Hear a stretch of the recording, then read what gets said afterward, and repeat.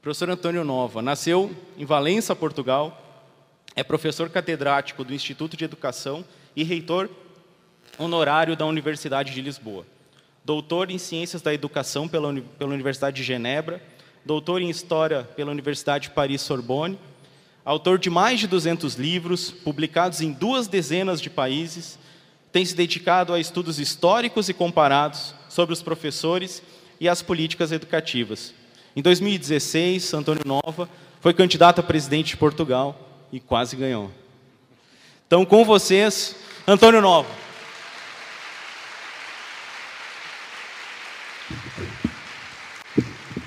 Agradecer ao Gabriel, agradecer ao Sindicato dos Professores de Novo Hamburgo, agradecer sobretudo a vossa presença neste fim de tarde, nesta noite aqui em Novo Hamburgo.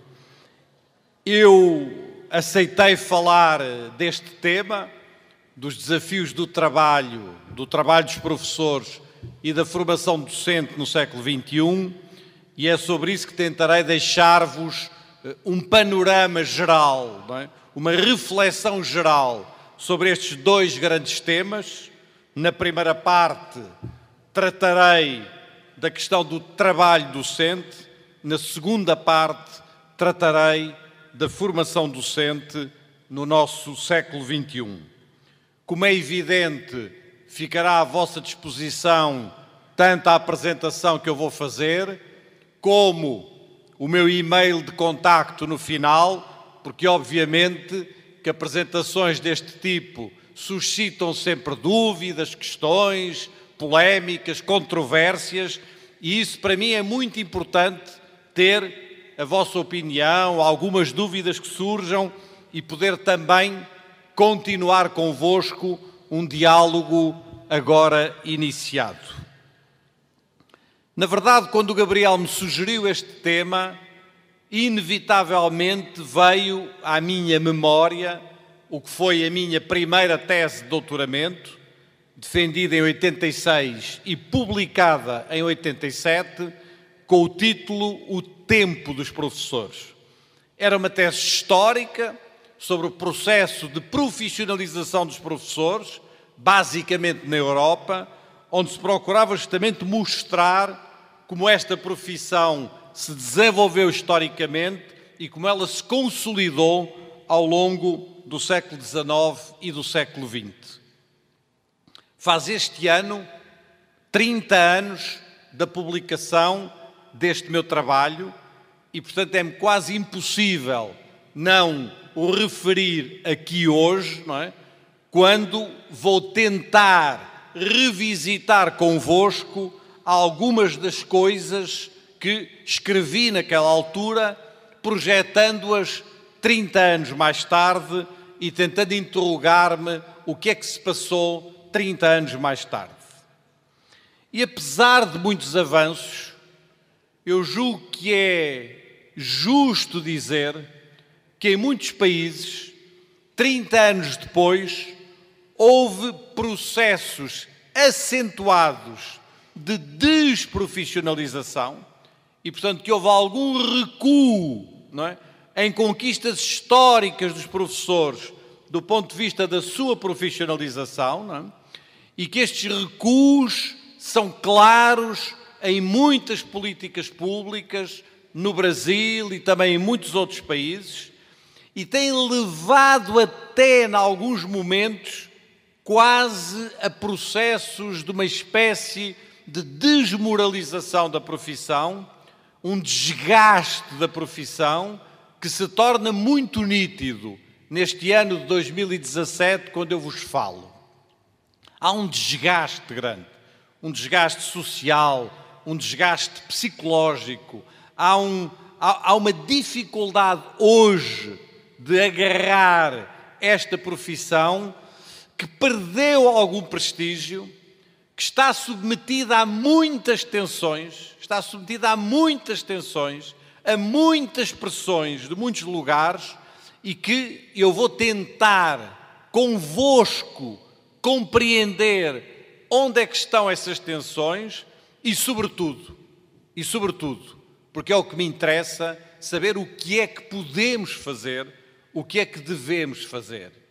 Eu, um pouco à maneira do Anísio Teixeira, que um dia disse que estava cansado das palavras, eu também há momentos em que estou cansado das palavras, porque as palavras muitas vezes são retóricas, não correspondem depois a um compromisso concreto, nem das políticas, nem muitas vezes dos professores, nem das universidades.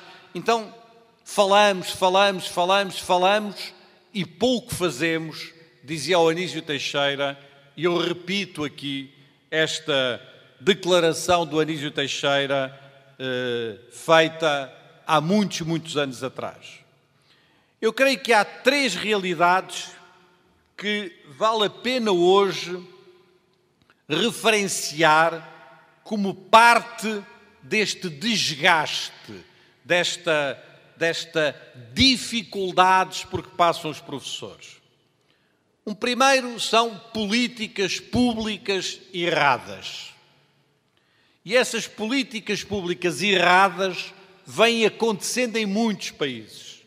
O caso dos Estados Unidos da América é talvez o caso mais paradigmático de políticas públicas erradas em relação aos professores, que têm conduzido, por exemplo, ao recrutamento de pessoas sem uma formação adequada, à ideia de que esta coisa de ser professor não vale a pena muita teoria, não vale a pena muita formação. Uma pessoa que saiba alguma coisa de matemática, certamente que nós conseguimos prepará-lo para dar aulas de matemática e não vale a pena fazer toda uma lógica de profissionalização, não é? Eu ouvi dizer que também vocês aqui no Brasil, agora no quadro da reforma do ensino médio, terão adotado algumas destas políticas públicas, nomeadamente a ideia do notório saber, não é? A ideia que bastaria ter um notório saber numa coisa qualquer para que pudéssemos ser preparados como professores, não é? Ora, isto são políticas públicas que corrompem, que corroem, não é? O coração, a alma da profissão, não é?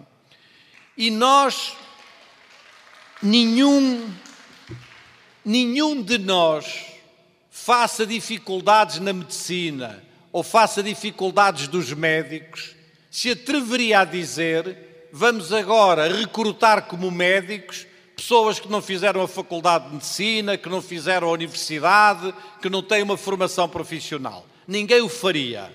E, no entanto, parece que na área do ensino ainda há gente que se atreve a dizer isto e a propor políticas públicas desta ordem.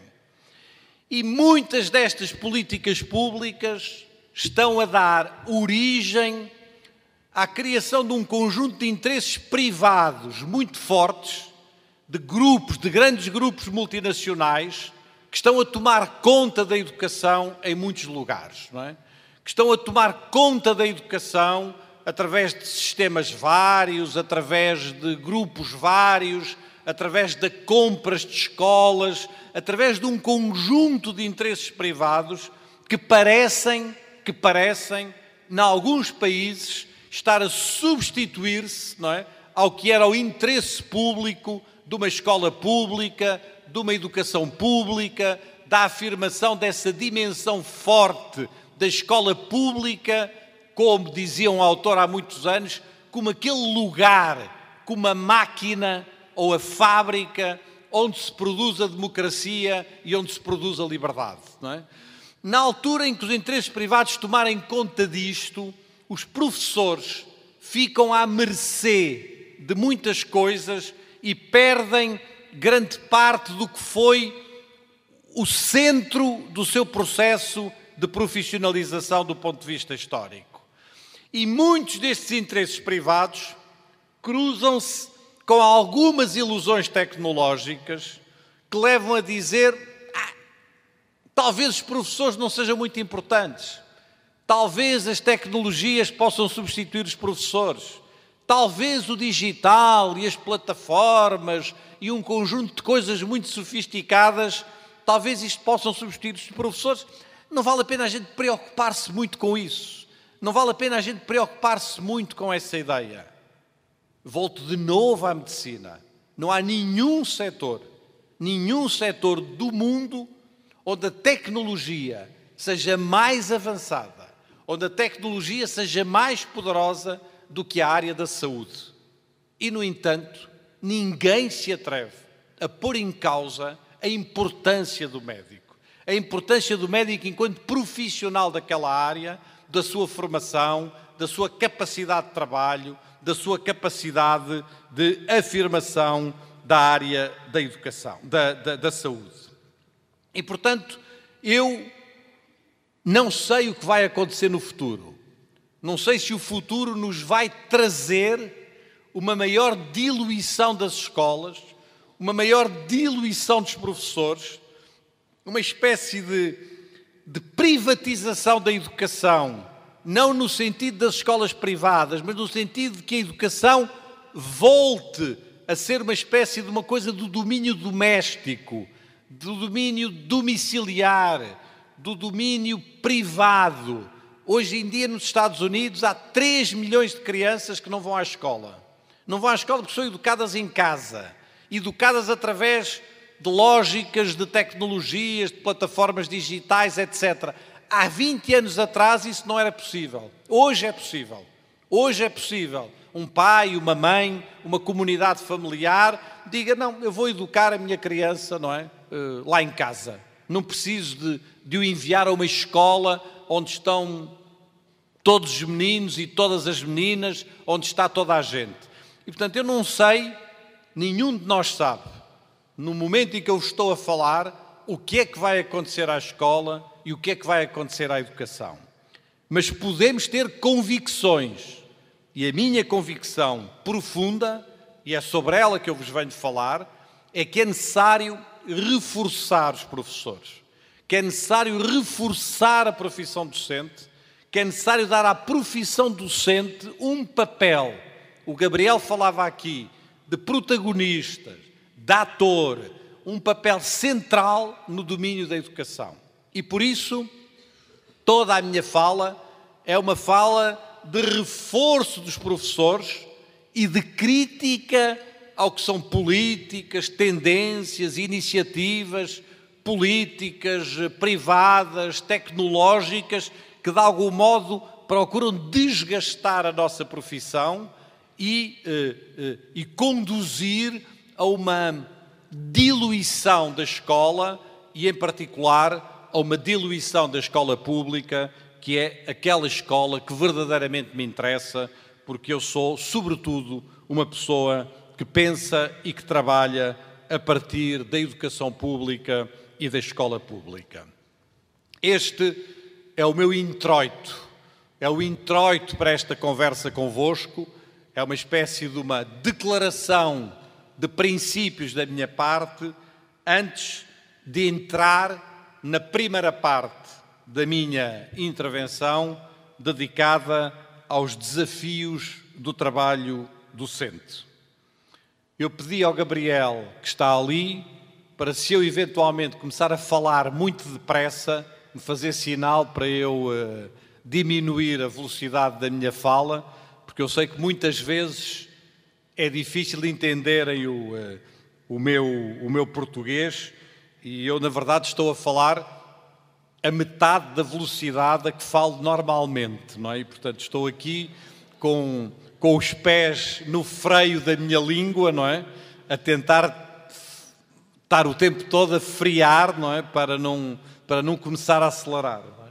Eu já disse muitas vezes em intervenções aqui no Brasil que a única coisa, mas é mesmo a única coisa, que às vezes me deixa, não sei se é triste é uma palavra muito forte, mas que me deixa assim um bocadinho, pronto, não muito contente, que se passa aqui no Brasil, é quando eu assim, depois de ter uma boa conversa com alguém, assim depois de 20 minutos, de meia hora a falar com alguém, essa pessoa se vira para mim e diz, eu não entendi muito bem se o senhor era argentino ou espanhol, não é?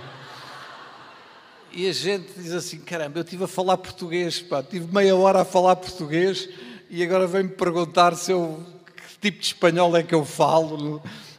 Ainda que um motorista de táxi aqui há um par de anos em Brasília, eu vim do aeroporto, levou-me ao hotel, tivemos uma bela de uma conversa e no final disse-me: gostei muito de falar com o senhor. Foi uma conversa, foi na altura da Copa do Mundo. Foi numa altura uma conversa muito boa sobre política, tinha havido as manifestações de 2013, tinha havido toda uma conversa muito boa e o motorista disse: gostei muito de conversar com o senhor. Eu disse-lhe: olha, foi uma boa conversa também gostei muito de conversar consigo e tal.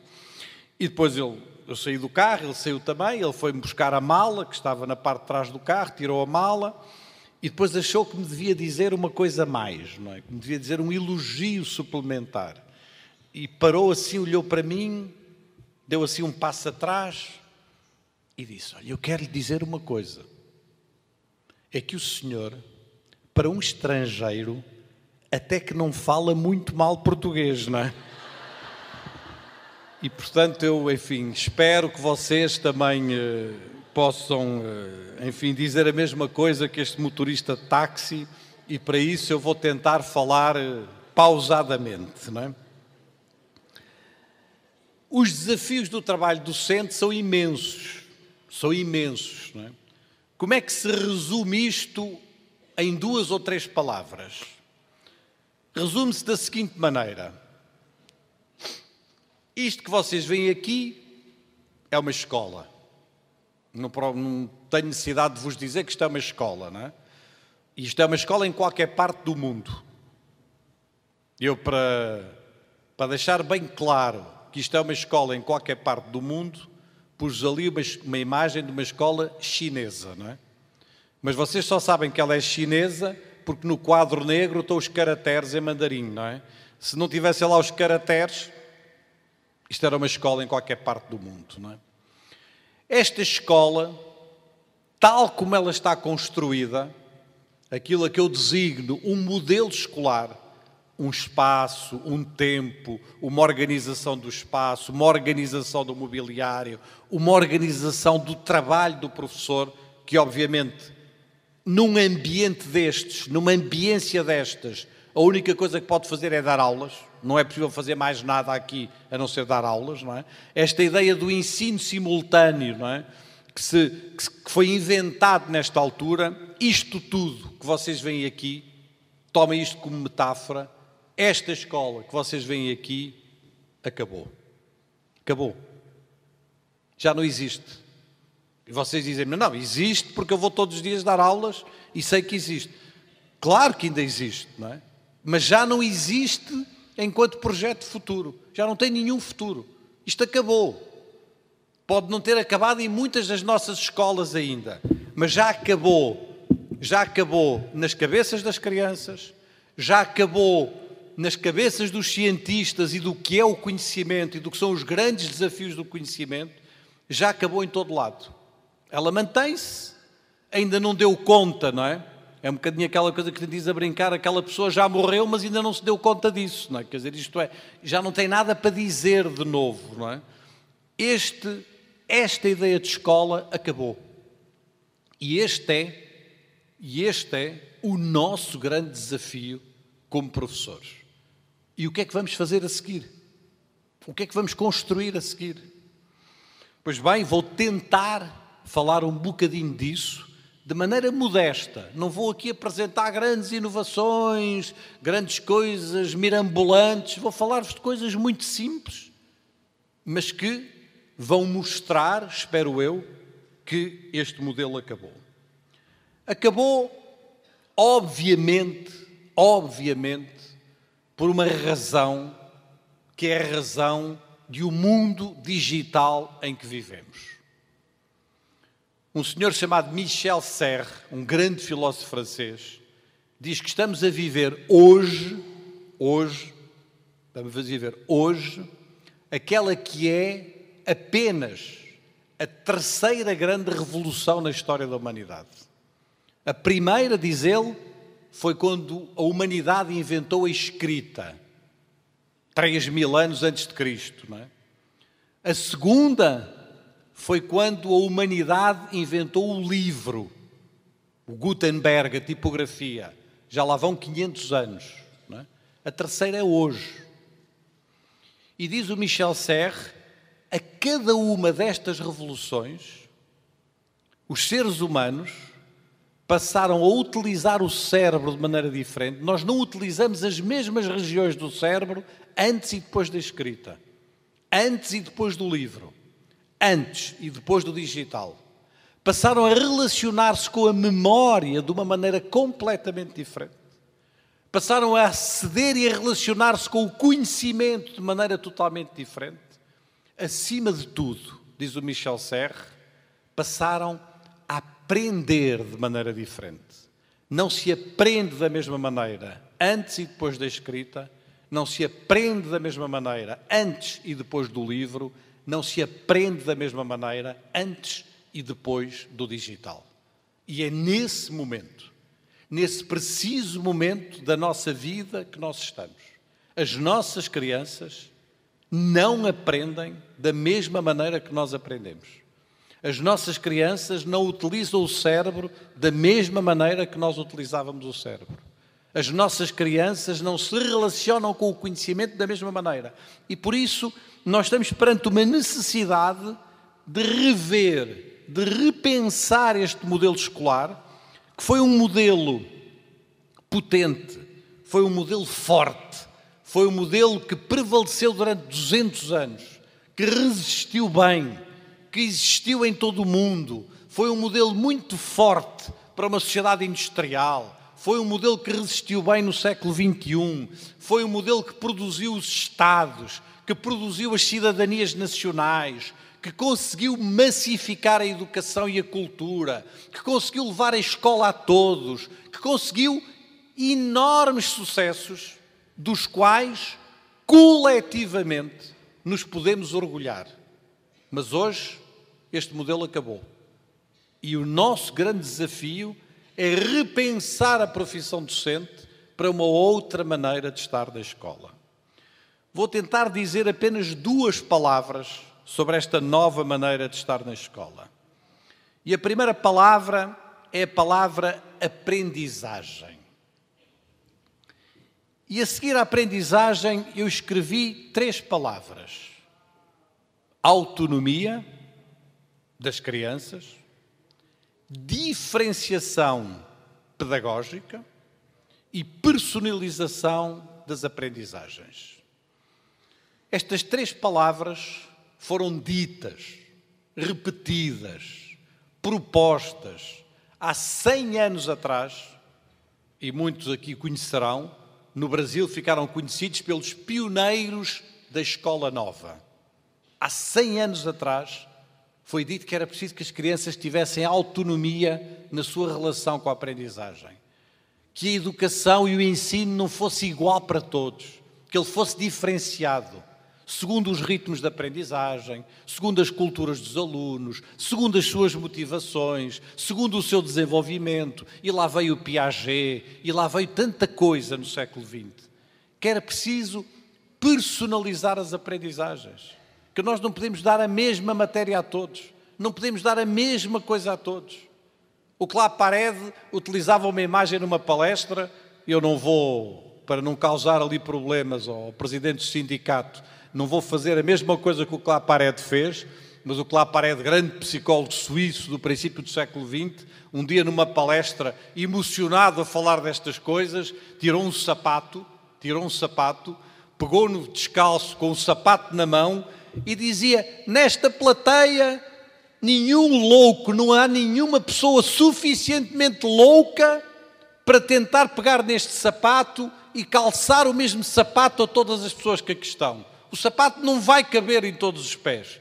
O sapato vai caber em alguns pés, mas na maioria dos pés não vai caber. Ou vai ficar largo ou vai ficar curto.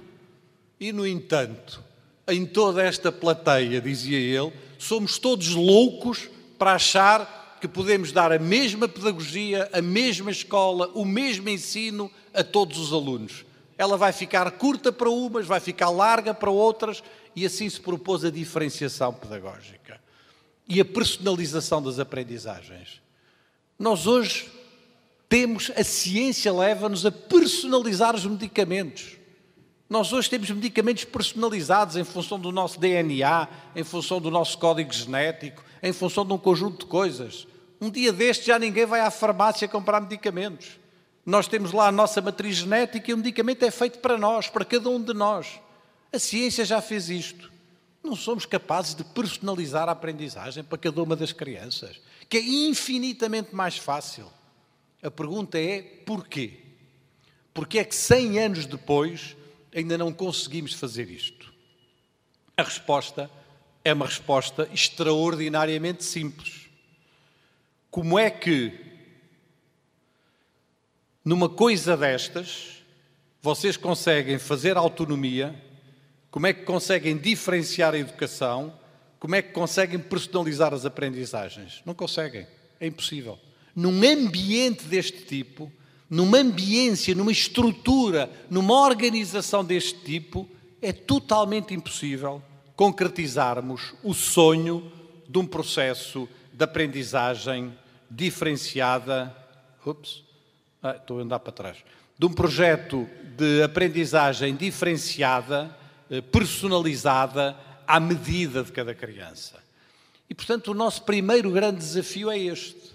É mudar aquele ambiente escolar. Mudar a estrutura da sala de aula. Mudar aquele ambiente, porque enquanto não mudarmos aquele ambiente, nós não conseguimos fazer aquilo que queremos e que achamos que é importante fazer. Metáfora um bocadinho tonta. Eu não posso pegar numas tantas pessoas, lançá-las para dentro de uma piscina cheia de água e dizer, agora corram, comecem a correr. Não, dentro de água a gente nada, a gente não corre. Eu posso fazer um grande esforço para correr dentro da água, mas eu não vou conseguir correr dentro da água. E com a pedagogia passa-se o mesmo. Numa estrutura de escolas daquelas, nós não conseguimos fazer autonomia, não conseguimos fazer diferenciação, não conseguimos fazer aprendizagens personalizadas. É impossível. E, portanto, nós estamos num momento de viragem, em que o tema da aprendizagem é central para repensar os desafios do trabalho docente. E ao mesmo tempo, com certeza, a questão do conhecimento. Não há educação sem conhecimento.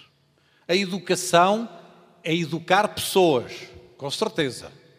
O que a escola faz é educar pessoas, é formar pessoas.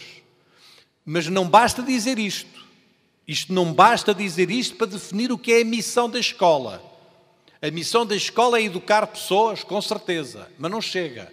A missão da escola é educar pessoas através do conhecimento. E se não pusermos lá uma vírgula e acrescentarmos através do conhecimento, nós não entendemos nada do que é a escola, não é? Porque há muitas maneiras de educar. Podemos educar pelos afetos, podemos educar pela tradição, podemos educar de muitas maneiras. Na família educa-se de várias maneiras. A sociedade educa de várias maneiras. A escola educa através do conhecimento. E, portanto, se não reforçarmos esta ideia, nós desviamo-nos do que é o foco central do nosso trabalho como educadores. Mas hoje, de novo, quais foram as palavras ditas pelos educadores da Escola Nova há 100 anos atrás? Eles diziam, como mais tarde veio a dizer o Paulo Freire, não queremos uma educação que seja consumo do saber, queremos criação do saber. Não queremos uma educação bancária, virá dizer o Paulo Freire mais tarde. Queremos que a pessoa crie, que a pessoa se inscreva, que a pessoa pertença, que a pessoa descubra. Queremos fomentar a curiosidade. Queremos uma pedagogia da cooperação, dir-nos-ia ao Freinet mais tarde. Uma pedagogia cooperativa, em que os alunos trabalhem uns com os outros, comuniquem uns com os outros, se relacionem uns com os outros, façam trabalhos de grupo uns com os outros, pesquisem. Queremos uma pedagogia do trabalho não no sentido do trabalho profissional, do trabalharmos uns com os outros, do conseguirmos construir-nos e organizar-nos o trabalho uns com os outros. Mas voltamos à mesma pergunta. Como é que se faz criação, descoberta numa coisa daquelas? Como é que se faz cooperação e comunicação quando as crianças estão de costas voltadas umas para as outras? Como é que se trabalha numa escola daquelas? O único trabalho possível é tomar notas do que o professor está a dizer. Não há trabalho possível. Não há organização possível. E, portanto, de novo, a mesma questão. Ou somos capazes de mudar este ambiente, ou se ficarmos fechados neste ambiente, dificilmente conseguiremos evoluir na nossa lógica e no nosso caminho para uma profissão docente, para um trabalho docente que seja muito diferente do que foi até agora. E então, o que é que é? O que é isso? Diz-se muitas vezes que uma imagem vale mais do que 1000 palavras, não é? Não sei se é verdade, mas diz-se. Podem ser coisas muito pequenas, ou que parecem muito pequenas, e que, no entanto, vão mudar aquele ambiente. Eu pus-vos aqui 4 ou 5 fotografias de escolas que existem por aí, pelo Brasil, por Portugal, onde esta mudança já foi feita. E, no entanto, são escolas banais. O que nós vamos ter vai ser fotografias como estas, não é? Vai ser fotografias como estas, não é? Vai ser fotografias... Isto é de uma escola do Rio de Janeiro. Vai ser fotografias assim. Vai ser coisas como esta, não é? Umas meninas de um lado, outros meninos do outro lado, um professor lá ao fundo. Vai ser escolas como estas, não é? Meninos mais pequenos, não é? Vai ser coisas como esta, que se aparentam mais ao que é o trabalho na área da ciência, etc. Não vão ser coisas... Eu não vos estou a falar de coisas extraordinárias. Eu não venho para aqui com nenhuma tendência futurista, aquelas coisas da Google e umas coisas fantásticas, cheias de ecrãs gigantes. Não estou a falar disso. Eu estou a falar de escolas banais. Estou a falar de escolas que são iguais às nossas escolas, mas que se organizaram de outra maneira, não é? Que conseguiram pôr as crianças a trabalhar umas com as outras, conseguiram por vezes que algumas crianças trabalhassem sozinhas em projetos de autonomia, que conseguiram uma construção do processo de aprendizagem, que não é aquela coisa, dar uma aula, mais uma aula, mais uma aula, mais outra aula, recomeça mais outra aula, e portanto são outras maneiras de trabalhar, são outro tipo de ambientes educativos. O nosso grande desafio é mudar os nossos ambientes educativos, e ao mudarmos o nosso ambiente educativo, nós vamos mudar substancialmente a forma de trabalhar dos professores. E nessa mudança da forma de trabalhar dos professores, há um dentro e há um fora. Dentro da escola o professor vai ser, sobretudo, acima de tudo, um organizador do trabalho. Do trabalho de quem? Do trabalho dos alunos. Vai ser um organizador do trabalho dos alunos.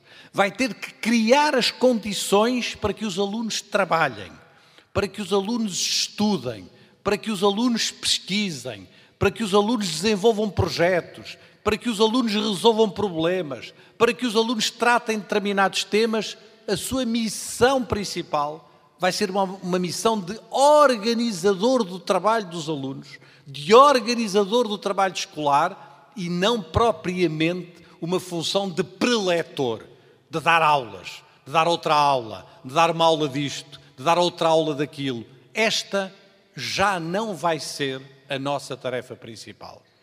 E, por outro lado, vai deixar de haver, inevitavelmente, um professor sozinho dentro da sua sala de aula com os seus meninos.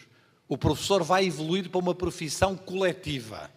E se vocês repararam bem em algumas destas imagens que eu vos passei há pouco, uma das características desta imagem, vocês ali veem 2 professores dentro do mesmo espaço lá num canto, não é? E depois aqui vêm 3 professores, um que aparece aqui, 2 que aparecem lá atrás no mesmo espaço. E aqui vêm 2 professores, uma senhora e um senhor ali por trás. E aqui vem uma professora, duas professoras que estão neste espaço. E aqui vêm pelo menos 2 ou 3 professoras, nem sabemos muito bem. Uma das características dos espaços vai ser justamente uma lógica de organização do trabalho e uma lógica do professor evoluindo para uma profissão mais coletiva. Esse é o nosso grande desafio. Um desafio que se prolonga fora da escola. Eu não tenho muito tempo para falar disto, mas que se prolonga fora da escola, que se prolonga na necessidade de levar a educação para o que está fora da escola. A escola fechou-se muito. A escola fechou-se muito dentro dos seus muros, dentro das suas paredes, e vai precisar de voltar a uma capilaridade educativa. Outra vez o Paulo Freire, ele falava-nos na cidade educadora. A cidade educadora é mais do que a escola educadora. A cidade educadora é uma escola que vai à cidade, que compreende as diversas potencialidades educativas que existem numa cidade e que trabalha neste reforço mútuo entre a sociedade e a escola, porque obviamente que é impossível imaginar a educação das nossas crianças sem uma presença forte do que está fora das escolas, do que está para além do espaço da escola. E tudo isto é possível. A minha resposta é: tem de ser possível. Porque se nós não conseguirmos fazer esta transição, as escolas morrem. As escolas vão desaparecer, vão começar a diluir-se. As elites vão sair das escolas, vão passar para outras coisas, vão educar as suas crianças noutros lugares. A escola vai ficar uma escola residual para os pobres, não é? Vai ficar uma escola para aqueles que não têm outra alternativa, uma escola assistencial, e ela vai se desgastando, ela vai perder essa força, que é a força do conhecimento, a força da criação, a força do futuro, a força da inovação, que é a grande força da escola pública pela qual temos de nos bater. Vai ser precisa muita coragem. Vai ser precisa muita coragem de todos nós. Vai ser preciso coragem. E a coragem é coragem. É a coragem de arriscar, a coragem de fazer diferente. O Jean Kelevich, um grande filósofo francês, dizia: a coragem dos começos. É preciso começar. É preciso dar o primeiro passo. É preciso fazer o primeiro movimento. E isso é o que eu hoje tenho aqui para vos dizer nesta primeira parte desta conversa. É preciso um primeiro gesto, é preciso um primeiro movimento, é preciso uma primeira ação nesse sentido, e essa ação é uma ação que se faz com os outros colegas. O Edgar Morin, autor muito conhecido aqui, fala-nos num livro notável sobre a ideia de metamorfose. Ele não está a falar da escola nem da educação. Eu adaptei. O que eu vos vou mostrar agora não é uma citação, é uma adaptação minha para a área da educação do que o Edgar Morin falava nos grandes problemas sociais que hoje enfrenta a humanidade. Os problemas do clima, os problemas da produção, os problemas do trabalho, os problemas da violência, etc. E falando disso, o Edgar Morin disse esta citação, como eu vos digo, não é uma citação direta, é uma adaptação minha, mas que traduz bem o que eu vos quero aqui dizer nesta primeira parte da minha conversa. Aqui fica a citação do Edgar Morin.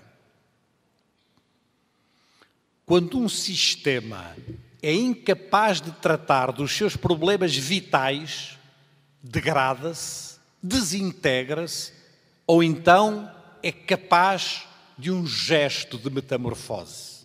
A escola vai degradar-se, desintegrar-se, se não formos capazes de um gesto de metamorfose. O mais provável é a desintegração. O improvável, mas possível, é a metamorfose. A ideia de metamorfose, diz o Morin, é mais rica do que a ideia de revolução, pois guarda a sua radicalidade transformadora, mas ligada à conservação da vida, da herança das culturas. Hoje, tudo precisa de ser repensado, recomeçado. Não temos ainda consciência, mas já existem começos. Modestos, é certo. Invisíveis, é certo. Marginais, é certo. Dispersos, mas já existem começos. Uma série de iniciativas locais, de experiências nas escolas, no sentido de encontrar novos rumos para a educação e para as escolas, para a pedagogia. Estas iniciativas ainda não se conhecem umas às outras, mas elas são verdadeiramente o viveiro do futuro. É a partir delas que se vai construir o nosso futuro. Creio que é uma bela citação adaptada à educação e à escola, porque já existem muitas iniciativas. Já existe muita gente em muitos lugares que fez isto. Aqui no Brasil é muito conhecida a Escola da Ponte. Como é que a Escola da Ponte começou? Começando no dia em que 2 professores, iguais a todos os outros professores de Portugal, numa escola pública igual a todas as outras escolas, numa zona pobre do norte de Portugal, igual a tantas outras zonas, se sentaram numa mesa e disseram: e se nós fizéssemos diferente? Vamos trabalhar um com o outro? E o Zé Pacheco trabalhou com um colega. E uma semana depois agregaram mais um colega e já eram 3 a trabalhar numa ideia diferente.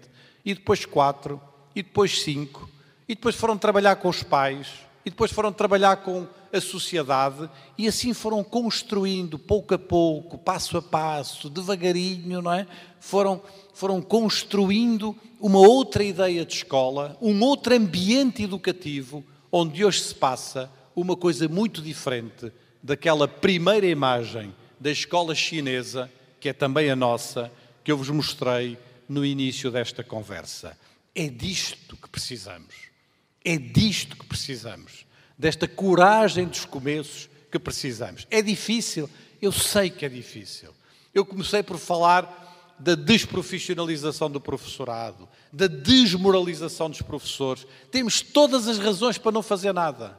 Porque somos mal pagos, porque não somos reconhecidos, porque a política é isto, porque os pais aquilo, porque a sociedade não se interessa pela escola. Temos todas as razões para não fazer nada.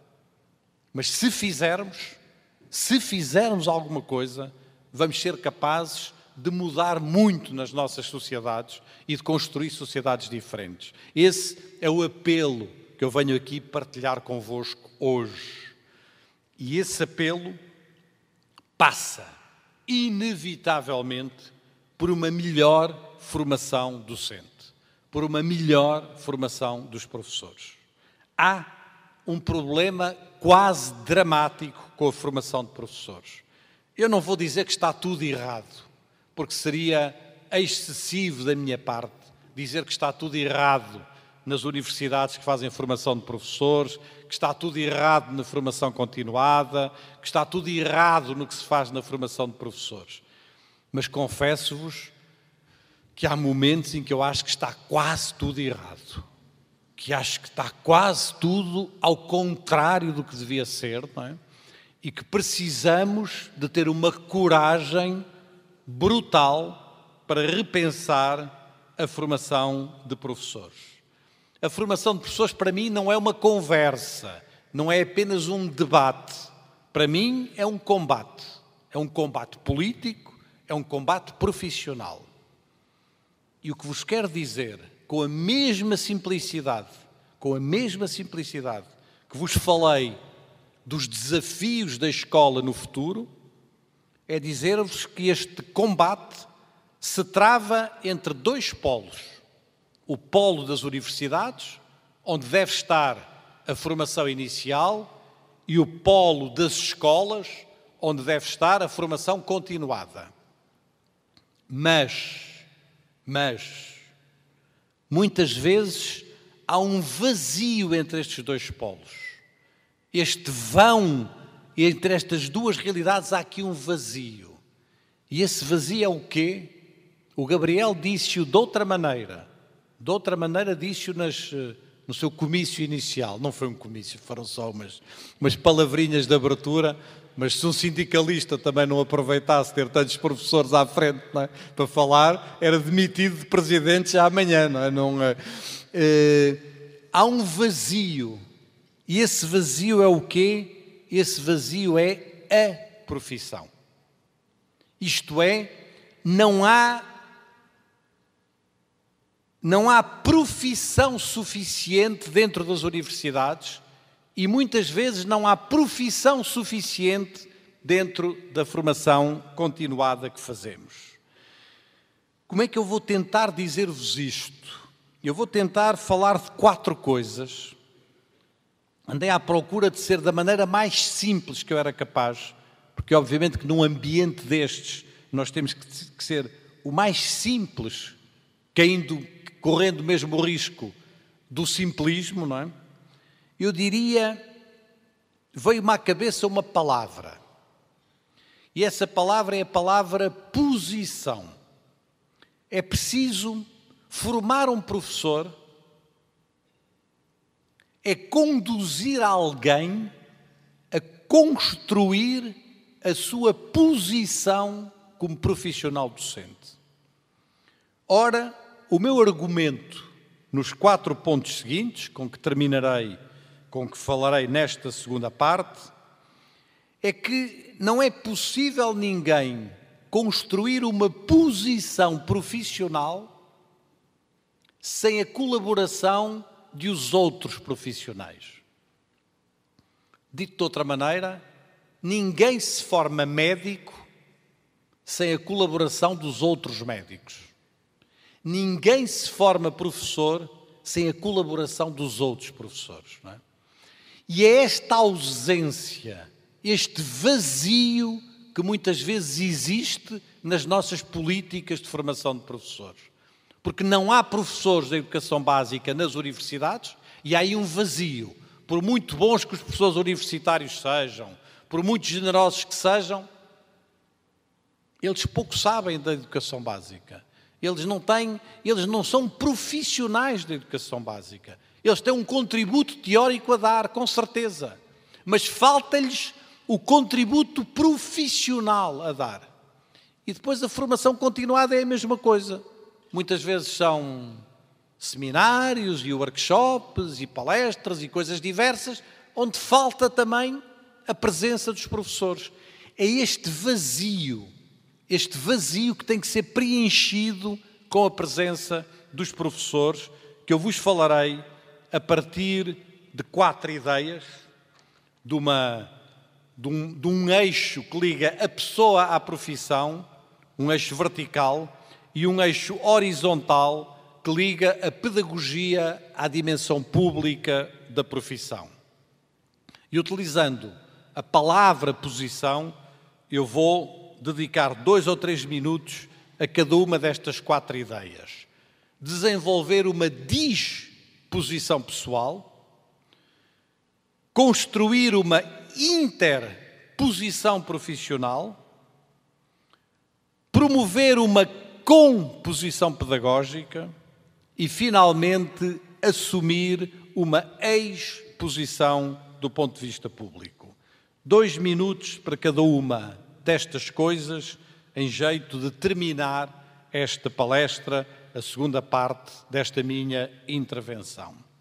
Falo-ei, perdoar-me-ão, podem achar que é um bocadinho arrogante da minha parte. Não tomem isso como uma arrogância, tomem isso como um respeito. Falo-ei em jeito de conselhos. Que conselhos teria eu para dar a alguém que se quer formar professor? O que é que eu teria para dizer a essa pessoa? São 4 os conselhos que eu vos vou dizer. Primeiro conselho: nunca te esqueças de que há uma ligação forte entre o eu pessoal e o eu profissional, entre aquilo que és e a maneira como ensinas. Se tens vontade de abraçar esta profissão, prepara-te devidamente. Constrói a tua disposição pessoal para seres professor. Ninguém nasce professor. Tornamo-nos professores. Fazemo-nos professores e, para isso, precisamos de espaços e de tempos que permitam um trabalho de autoconhecimento, de autoconstrução e até, eu não sabia bem que palavra havia de pôr aqui, de densidade pessoal e cultural. O que é densidade pessoal e cultural? Nós não podemos ensinar ninguém a ler se não tivermos lido muitos livros. Não se ensina ninguém a ler se nós próprios não fomos leitores. E leitores da melhor literatura. E leitores das melhores coisas. Não se ensina ninguém a escrever se nós próprios não formos escritores. Se não escrevermos muito. Se não escrevermos todos os dias. Se não escrevermos diariamente. Não se ensina ninguém a fazer alguma coisa se nós próprios não tivermos essa densidade cultural, essa densidade pessoal, uma textura, uma espessura própria. É disso que eu estou a falar. Ser professor é trabalhar sobre nós mesmos, sobre a nossa cultura, sobre o nosso trabalho, sobre as nossas leituras, sobre aquilo que vemos, sobre a arte que frequentamos, sobre a música que ouvimos, sobre o conhecimento que temos. É esse permanente trabalho de construir uma densidade pessoal e cultural que nos habilita a sermos professores. Imaginar que alguém que não lê pode fomentar o gosto pela leitura é um absurdo.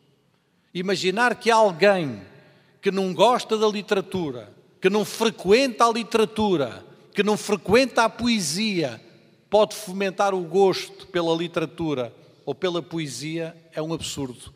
Então é este trabalho sobre nós mesmos que é essencial.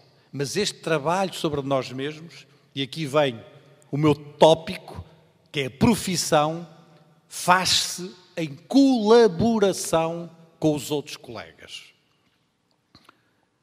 A pessoa que talvez melhor tenha escrito sobre formação de professores é um senhor chamado Lee Shulman. E o Lee Shulman escreveu há muitos anos um texto arrasador contra as práticas habituais de formação continuada, dizendo isto que eu agora vos vou dizer. Há uma passagem em que eu fiz a tradução literal do inglês para português, e a tradução literal é vendedores de banha da cobra. Nós utilizamos essa expressão em Portugal, eu sei que vocês não utilizam aqui no Brasil.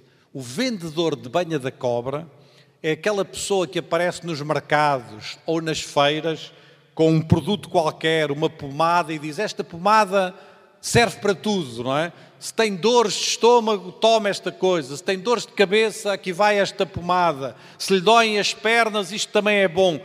Quer dizer, tem assim uns produtos mágicos que obviamente não servem para nada, mas que ele vende nas feiras, nos mercados, etc. Isso é um vendedor de banha da cobra. Estou apenas a dizer isto para poderem acompanhar a citação do Lee Shulman, com que eu termino esta minha primeira ideia sobre a formação docente. O desenvolvimento profissional não pode continuar a ser dominado por vendedores de banha da cobra, não é? Que aparecem aos fins de semana, principescamente pagos, para nos darem cursos sobre o cérebro, ou a aprendizagem, ou sobre qualquer outra moda passageira. Em vez disso, o nosso dinheiro, as nossas energias devem ser investidas em grupos de pesquisa com os professores, com os nossos colegas, num trabalho em conjunto entre os professores para estudarem e refletirem sobre a sua própria prática, desenvolvendo assim novas práticas, novas escritas, novas inserções, novas formas de trabalho docente. É isto a formação continuada e não é andarmos a fazer cursos sobre isto e sobre alguma coisa, sobre as maiores modas ou as coisas que vão acontecendo por aí. E é isto que nos permite construir uma posição no seio da profissão. Segundo conselho, nunca te esqueças de que ninguém é professor sozinho. Ninguém tem a profissão completamente sozinha dentro de si. Que hoje, ser professor implica um trabalho coletivo que tem de começar durante a formação.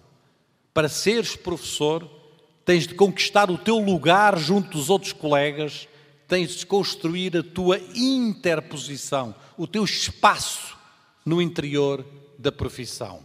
E aqui vem a responsabilidade da profissão. Provavelmente não saberão o que é esta imagem, mas esta imagem é uma imagem simbolicamente muito forte. A Universidade de Harvard é a melhor universidade que há no mundo. A Faculdade de Medicina, a Escola Médica de Harvard, é a melhor escola médica que há no mundo. O que é que eles fazem quando um jovem estudante com 17 ou 18 anos, depois de acabar o ensino médio, entra na universidade para estudar medicina? Fazem uma festa. Fazem uma festa. A imagem da festa está aqui. E o que é esta festa? Esta festa é uma festa de uma enorme simplicidade, mas de um simbolismo imenso. Eles juntam nesta festa os médicos do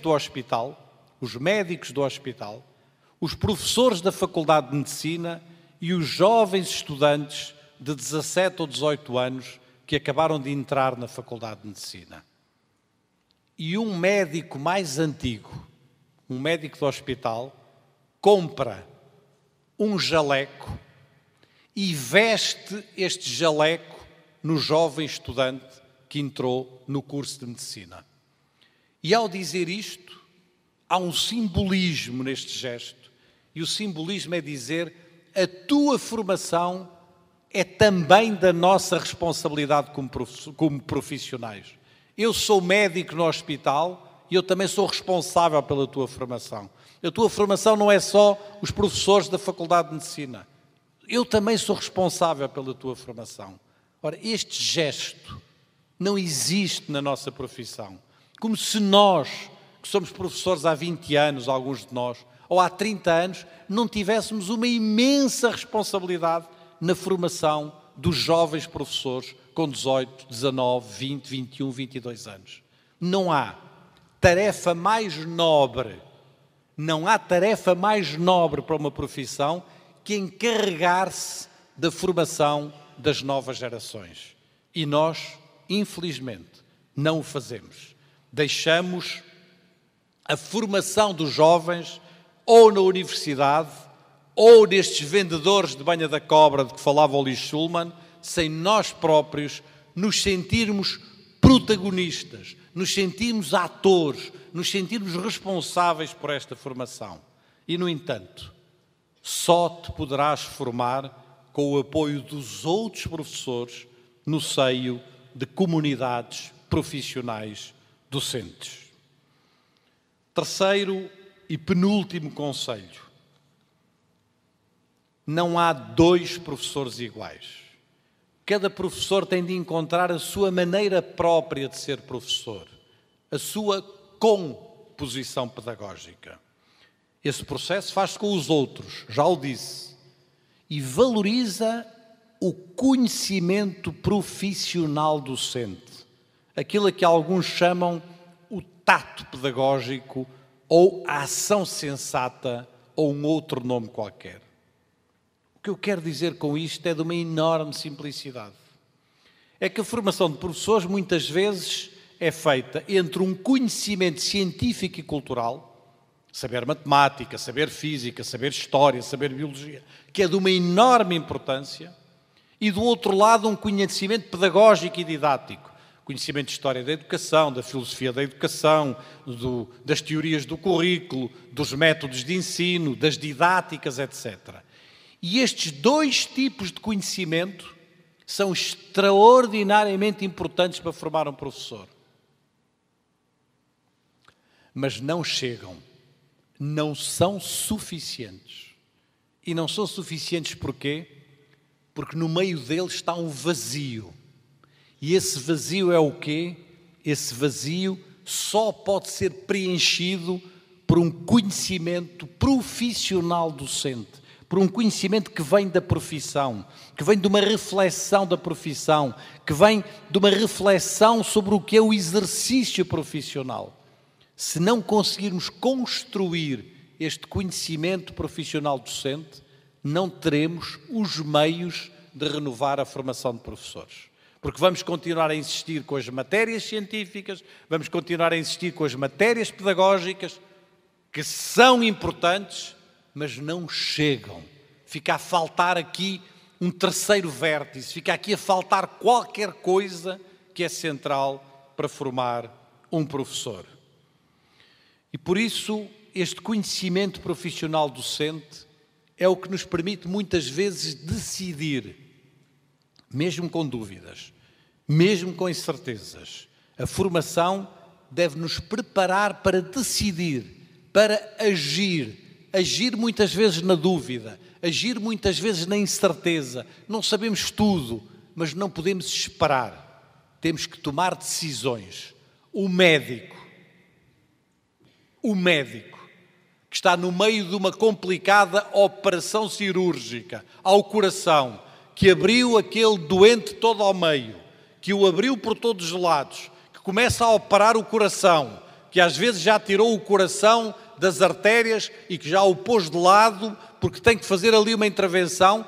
Quando ele está no meio desta operação, ele não pode dizer: epá, há aqui qualquer coisa que eu não sei, vamos parar tudo que eu vou estudar, e venho amanhã acabar a operação, não é? Ele não pode, não é? Ele tem que agir, ele tem que decidir, mesmo que não tenha a certeza de tudo, mesmo que tenha dúvidas. É isso, um conhecimento profissional docente, é o que nos dá essa espécie de uma ciência intuitiva, diria o Spinoza, o célebre filósofo holandês.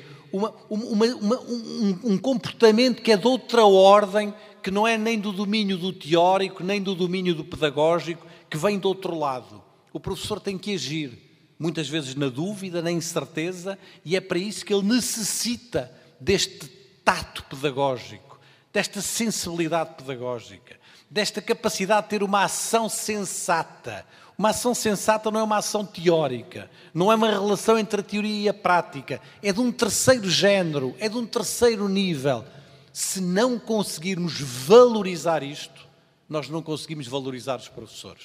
Porque é aqui que está o coração da força da profissão e dos professores, que ninguém valoriza, porque ninguém está interessado em valorizar. Os professores universitários querem valorizar os seus conhecimentos teóricos, e muito bem. Os vendedores de banha da cobra querem valorizar as suas novidades, e muito bem. E quem é que valoriza este conhecimento profissional docente? São vocês. Ou vocês valorizam ou ninguém valorizará. Ou vocês tomam a voz, como dizia o Gabriel, ou ninguém vai tomar a voz por vocês.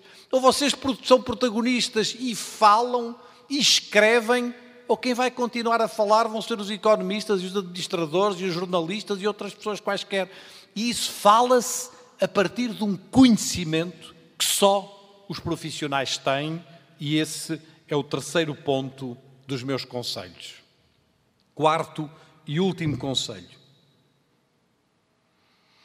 Por último, nunca te esqueças da dimensão pública do teu trabalho. Ser professor é trabalhar dentro e fora da escola.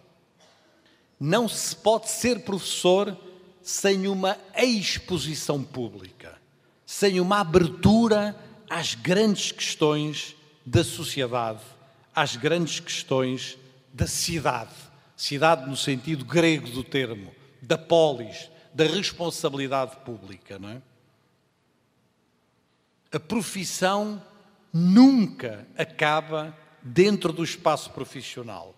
Ela continua pelo espaço público, pela vida pública, pela construção do comum. Estou a falar-vos da ética, estou a falar-vos do compromisso, estou a falar-vos da ética sem as palavras da ética, sem a retórica da ética. Não há valores, agora tem que haver valores, temos que promover os valores. Essa retórica muitas vezes é vazia. A ética não é um discurso, é uma ação, é um compromisso. O comum, a construção do comum é tudo o que nos resta nas sociedades do século XXI. Ou somos capazes de construir o comum, ou provavelmente nada conseguiremos construir no futuro. E o que é o comum? O comum disse o John Dewey, há 100 anos atrás, na bela obra Democracia e Educação, a grande obra da pedagogia do século XX. Não é? John Dewey, trazido para o Brasil por Anísio Teixeira, traduzido pelo Anísio Teixeira, adaptado pelo Anísio Teixeira, disse o John Dewey nessa obra, atenção, entre as palavras comum, comunicação e comunidade, não há apenas um nexo verbal ou linguístico, há um nexo muito mais profundo. E acrescentava ele, comunidade não é o que nos une entre iguais, como nós às vezes pensamos e como nós às vezes utilizamos a palavra comunidade. Uma comunidade étnica, uma comunidade local, uma comunidade religiosa, uma comunidade familiar, uma comunidade de iguais. Não é essa comunidade que me interessa. Interessa-me a comunidade que vem do comum. O que é que podemos fazer em comum uns com os outros? Como é que podemos construir uma comunidade que é o trabalhar em comum com gente que é muito diferente de nós? Esse é o segredo da escola pública. É trabalharmos em comum com meninos e meninas que vêm de lugares muito diferentes, que vêm de culturas muito diferentes, que vêm de zonas... Nós não queremos ser iguais, não queremos uma comunidade de identidade, de iguais. Queremos uma comunidade no sentido do que é que podemos trabalhar em comum para instaurar um diálogo, para instaurar a democracia, para instaurar a liberdade, para instaurar uma sociedade onde essas ideias, onde esses valores, onde esses compromissos estejam claros e fortes. O George Steiner, um grande intelectual europeu, disse-o em 5 ou 6 linhas, disse-o de uma maneira notável,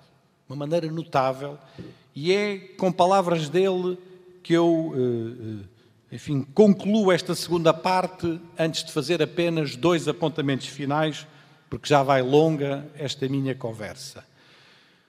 O George Steiner é judeu, ele teve que fugir da Alemanha nazi no tempo do Hitler, e aqui há uns anos atrás, uma professora de uma escola francesa dos arredores de Paris, de uma escola, de uma pequena vila, de um pequeno bairro chamado Drancy, os alunos dessa professora escreveram ao George Steiner uma carta. Escreveram-lhe uma carta sobre vários temas que o George Steiner tinha trabalhado. E o George Steiner respondeu a estes alunos, e respondeu através de uma carta dirigida à professora. São 3 linhas dessa carta que eu vos quero aqui hoje trazer quase em jeito de conclusão, ainda que a conclusão final vai ser de um outro escritor que não do George Steiner. Dizia o George Steiner nesta carta: minha senhora, pensei que tinha aqui a citação, mas não tenho, não importa que eu sei a de cor.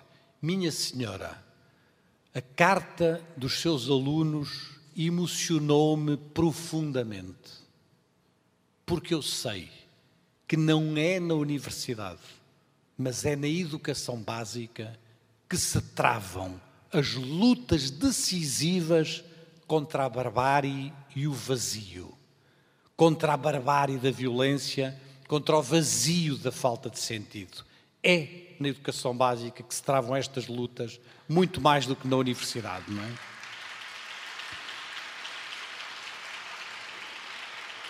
E esse é para mim o sentido desta exposição pública, deste compromisso público dos professores. Esse é para mim o sentido do que eu aqui afirmei na segunda parte, como a necessidade de firmar uma posição e de afirmar esta posição, firmá-la internamente, dentro de seu, e afirmá-la externamente, fora de seu. Isto é nesta posição, no reforço, na firmeza, na afirmação desta posição que se podem encontrar alguns caminhos de futuro para a escola e para a nossa educação. Um último pedido. O último pedido é, acima de tudo, faz do destino um livro aberto. Porque esta é a maior glória de um professor, este é o compromisso principal de um professor. Sermos capazes de abrir novos livros às crianças, de abrir novas histórias às nossas crianças, de lhes permitir chegar onde nunca chegariam sem a nossa intervenção, sem o nosso trabalho. Não há nada que honre mais o trabalho de um professor do que abrir um livro a cada criança, do que construir um novo destino para cada criança. O nosso trabalho não é fechar as crianças no mundo onde nasceram. O nosso trabalho é abrir novos mundos às crianças, os mundos que elas quiserem percorrer, dar-lhes novos destinos. É para isso que serve a educação, é para isso que serve o conhecimento. E serve para isso num tempo de profundas incertezas. É preciso enfrentar com coragem estes tempos de dúvida e de incerteza. Vives num tempo histórico único. Não o desperdices. A tua geração, a vossa geração, é a geração da mudança da escola. Daqui a 20 ou 30 anos, no tempo das vossas vidas profissionais, aquela escola que eu vos mostrei no princípio já não existirá mais. Pode haver alguma coisa pior do que isso, redes privadas, redes tecnológicas, uma degradação da escola, uma desintegração da escola, pode acontecer. Mas aquela escola eu tenho a certeza que não vai existir. Ou pode acontecer uma outra escola onde se trabalhe o comum, onde se trabalhe o conhecimento, onde haja aprendizagens diferenciadas, onde haja uma outra forma de acolher as crianças. A vossa geração, nenhum de vocês que está aqui nesta sala pediu para nascer. A gente não consegue pedir para nascer porque ainda não nasceu, não é? Portanto, como ainda não nasceu, não pode pedir para nascer, não é? E, portanto, nenhum de nós pediu para nascer neste tempo. Nenhum de nós pediu para habitar este tempo histórico. Mas este é o tempo em que vocês cá estão na profissão. E este é o tempo de uma mudança profunda, da terceira revolução na história da humanidade. O que nós estamos a viver hoje nas escolas não é comparável ao que viveram os nossos pais, nem os nossos avós, nem os nossos bisavós, nem os nossos tetravós, nem os nossos pentavós. Essas outras gerações todas viveram um tempo de estabilidade da escola. Havia crise da educação, sempre houve crise da educação. Sempre houve crise da educação, havia discursos de crise, com certeza que havia. Mas não havia uma mudança estrutural do que é uma ideia de escola, do que é uma ideia de uma construção de uma escola. Essa mudança estrutural está a acontecer hoje, no vosso tempo. Num certo sentido, quer vocês queiram, quer não queiram. Isso vai acontecer. Esperamos que queiram e que sejam capazes de dar um contributo no sentido do que eu aqui vos procurei trazer. Deixo-vos com os meus contactos, como vos prometi, mas antes permito-me ainda uma última citação de um autor argentino que eu gosto particularmente, o Jorge Luís Borges, e que talvez possa simbolizar alguma das coisas que eu aqui vos procurei trazer. Cego, na fase final da vida dele, viajando com a sua companheira, a Maria, o Jorge Luís Borges visitou muitos lugares no mundo e sobre eles escreveu pequenos apontamentos no livro chamado Atlas. E visitou também o deserto do Saara. Aquela imagem que vocês veem ali é uma imagem do deserto do Saara. Julgo que nunca ninguém fez as contas a quantos bilhões de toneladas de areia terá este deserto. Mas são muitos bilhões de toneladas de areia. E se alguém pensasse mudar este deserto, obviamente que desistia no primeiro momento, porque a tarefa seria de tal maneira ciclópica, seria de tal maneira impensável, que obviamente a pessoa desistiria à primeira. Pois bem, é preciso coragem para sermos capazes de transformar um deserto como o Saara. É difícil, mas se cada um fizer a nossa parte, talvez o consigamos. Foi isso que escreveu o Jorge Luís Borges quando visitou, cego, ao pé de uma pirâmide, este deserto, e disse isto, com o qual eu acabo esta intervenção, agradecendo uma vez mais o vosso convite, agradecendo muito a vossa atenção, dizendo-vos sinceramente, foi um enorme prazer e uma honra estar aqui hoje convosco. Dizia assim o Jorge Luís Borges.